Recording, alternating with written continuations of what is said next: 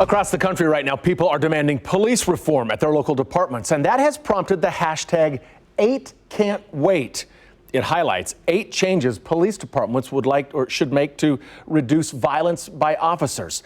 This includes banning chokeholds and requiring police officers to give a verbal warning before they shoot at a civilian. Now, 2 weeks ago, we first reported that Kansas City hadn't adopted any of these changes, and you can see that here. Now, the department is taking steps to get on board.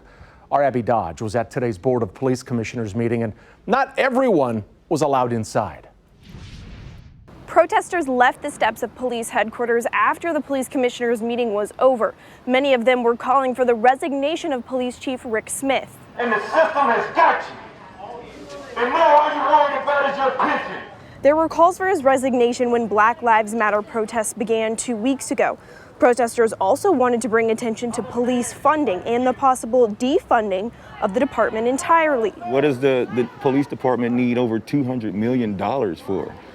To get more, military equipment, so they can go into our neighborhoods and terrorize us. Steve Young has been leading chants for weeks. He says now is the time to have inconvenient conversations about policing. Just this morning, the commissioners discussed the 8 Can't Wait campaign and how KCPD's policies align. Point number 6 calls for departments to ban shooting from moving vehicles.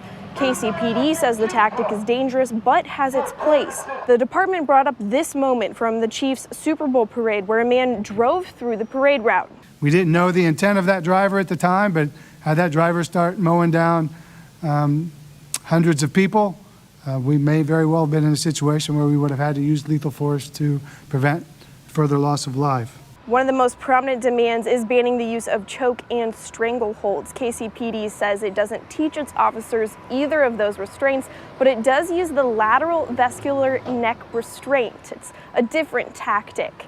Now, there are more demands from the 8 Can't Wait campaign that KCPD did discuss. We're working on that story coming up for you at 6. In Kansas City, Abby Dodge, KCTV5 News.